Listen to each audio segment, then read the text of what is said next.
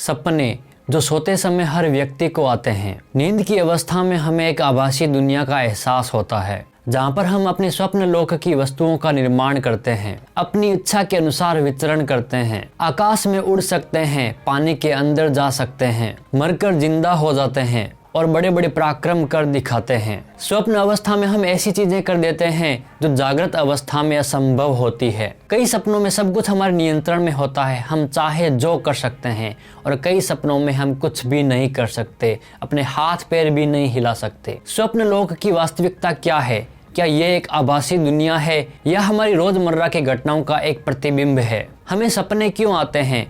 क्यों हमें सपनों के दौरान अद्भुत शक्तियां प्राप्त हो जाती है? क्यों कई बार हम सपनों में कुछ भी नहीं कर पाते?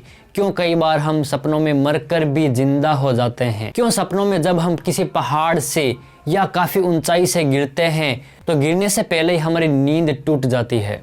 इन सभी चीजों पर काफी समय से वैज्ञानिक रिसर्च करते आ रहे हैं और इसके पीछे काफी सारी थ्योरीज हैं। पर आज के इस वीडियो में हम उपनिषदों से और सनातन ग्रंथों से जानेंगे कि इस आभासी दुनिया के पीछे की वास्तविकता क्या है। ये सिर्फ हमारी रोजमर्रा की घटनाओं का रिफ्लेक्शन है या इसके पीछे कोई और सच्चाई है? तो चलिए ब्रह्मसूत्र और कई दूसरे उपनिषदों से जानते हैं कि ये सपने क्या होते हैं, इनकी वास्तविकता क्या है। हेलो नमस्कार दोस्तों, स्वागत है आपका अभिज्ञान में। ड्रीम वर्ल्ड के बारे में हमारे सनातन ग्रंथों में भी काफ़ी विस्तार से लिखा गया है।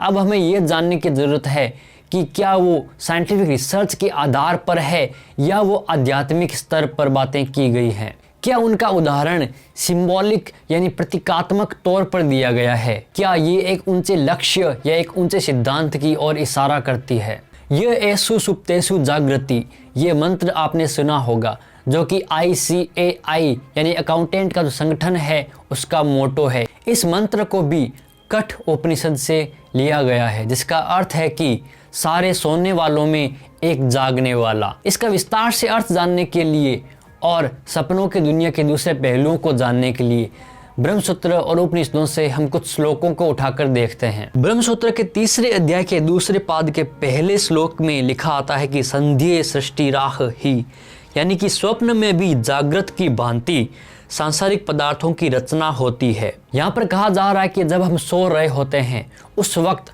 हम क्रिएटर बन जाते हैं। हम नई नई वस्तुओं की और नए दृश्यों की रचना अपने आप करते हैं। ये हमारे अंदर के ब्रह्म को दिखाता है, परमात्मा को दिखाता है। बृहदारण्यक उपनिषद में आता है कि स्वप्न अवस्था में यह जीवात्मा इस लोक और परलोक दोनों को देखता है, वहाँ दुख और आनंद दोनों का उपभोग करता है। इस स्थूल शरीर को स्वयं अचेत करके वासनामय नए शरीर की रचना करके इस संपूर्ण जगत को देखता है।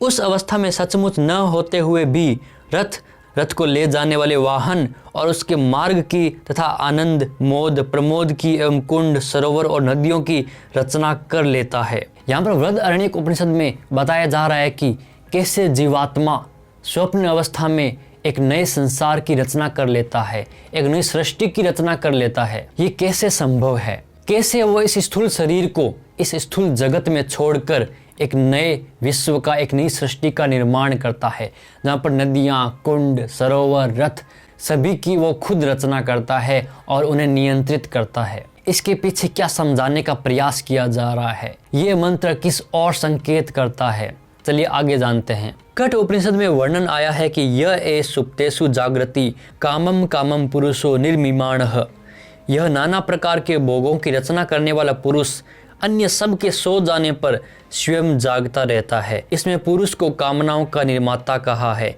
उसके अनुसार पुत्र पौत्र आदि ही काम अथवा कामना के विषय हैं, यानी कि स्वप्न में भी सृष्टि होती है। यहाँ पर बताया जा रहा है कि जब सभी इंद्रियां सुषुप्त अवस्था में चली जाती है तब भी ये प्राण नई सृष्टि की रचना करता है और उसमें विचरण करता रहता है। ये कभी नहीं सोता है। ये स्थूल शरीर सो जाता है, लेकिन अंदर की जो एक एनर्जी है वो हमेशा जागृत रहती है। इसे पुरुष भी कहा गया है। पुरुष ये बॉडी नहीं बल्कि प्राण को भी पुरुष कहा गया है। आगे प्रश्न उपनिषद में स्पष्ट लिखा आता है कि जागृत अवस्था में सुनी हुई, देखी हुई और अनुभव की हुई वस्तुओं को स्वप्न में देखता है, किंतु विचित्र ढंग से देखता है।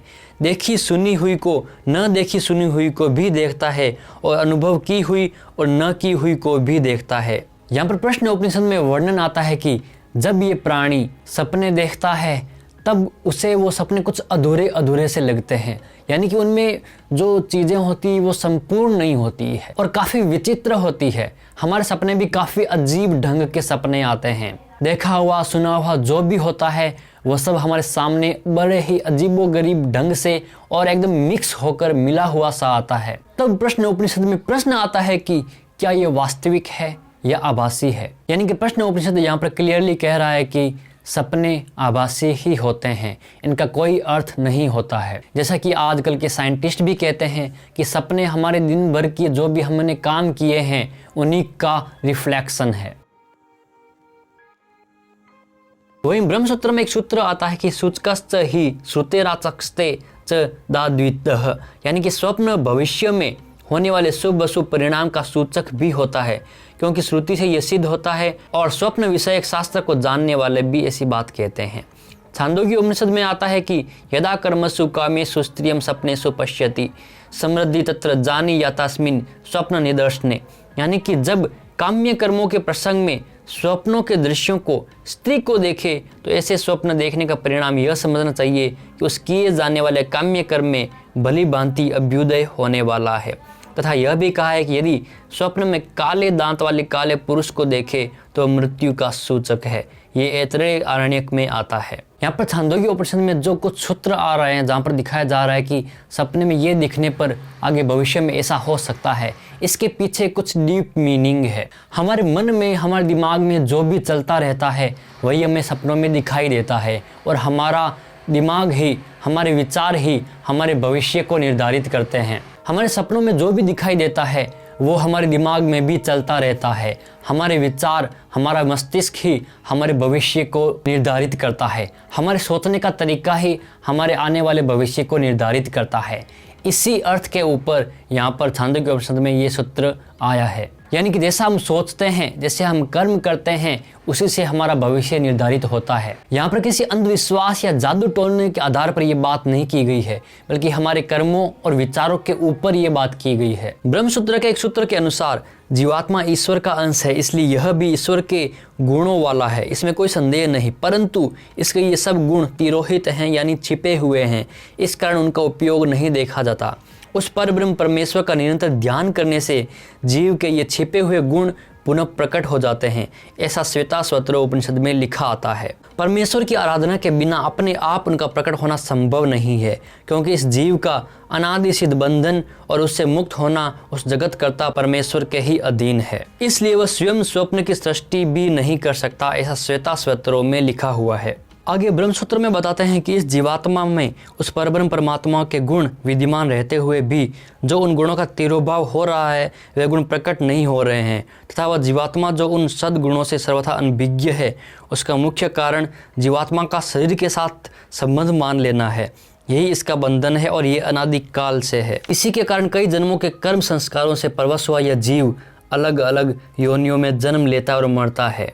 उपनिषदों में जो ये वर्णन आया है ये एक ऊंचे लक्ष्य की और एक बड़े सिद्धांत की ओर इशारा करता है। ये अद्वैत की ओर हमें इशारा देता है। ये कहता है कि हम और परमात्मा एक ही हैं, तत् त्वम असि, यानी कि वो तुम ही हो। यहाँ पर स्वप्न अवस्था के माध्यम से इसी अद्वैत को समझाने का प्रयास किया जाता है कि तुम्हारे अंदर भी वो सारी शक्तियां हैं जो उस परमात्मा के अंदर है, बस वो छुपी हुई है, उन्हें जगाने की आवश्यकता है। परमात्मा के उन सद्गुणों को जगाने की आवश्यकता है, यानी कि यहाँ पर सद्गुणों को विकसित करने का प्रोत्साहन दिया जा रहा है। सपने में आप कोई भी क्रिएशन, कैसा भी क्रिएशन कर सकते हैं, वैसे ही वास्तविक दुनिया में भी लोगों की भलाई के लिए आपको प्रयास करना चाहिए। आप कुछ भी कर सकते हैं।